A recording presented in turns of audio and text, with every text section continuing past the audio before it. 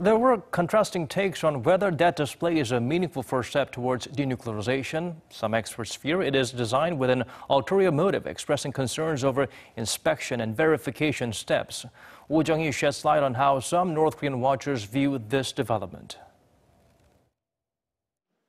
Showcasing the dismantling of the Punggye-ri nuclear test site to the world. That was the specific vow North Korea made 2 weeks ago to prove that it's sincere about stopping its nuclear tests and eventually denuclearizing. It was a promise reminiscent of the North's destruction of a cooling tower at Yongbyon 10 years ago, but experts say the North's move this time is different. The cooling tower itself was actually defunct. It was not functioning at all. But in this case, if they are going to dismantle portal number 3, which is still supposedly usable, then there's something much more than cooling tower 10 years ago. So I should admit that they are really indeed taking a tangible step toward denuclearization. The dismantling of the nuclear test site is seen as a meaningful and symbolic first step. But what has to be made clear is whether Punggye-ri is really the secretive state's one and only test site. First of all, North Korea should have said that this is the only nuclear test site which they currently have, or which they have perhaps under construction. So just to make it from very beginning clear that they are really starting the denuclearization.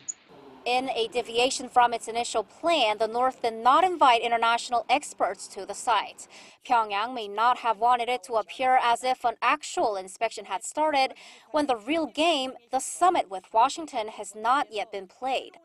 But experts point out that blowing up the tunnels before experts are given an opportunity to take a look could be seen as the destruction of evidence. Inspections of the materials remaining at the site before its destruction would help experts learn how far North Korea has come in its nuclear weapons development.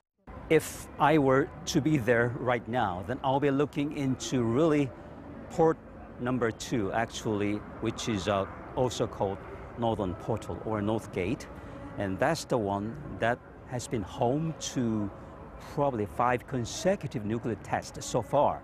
And also, they claim that the last was hydrogen bomb test. It was just a claim. There has been no way of verifying or seeing if it indeed was the case.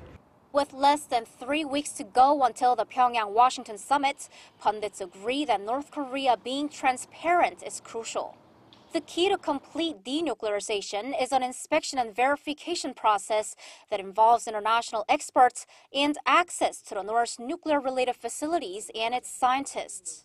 International community and those people who will be in charge of verification, they need to have a full declaration from North Korea, whatever they have done, which kind of equipment they have, where they got it, where the equipment is now, who are the scientists, which are the locations.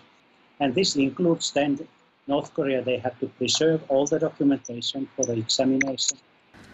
Jung-hee, Arirang News.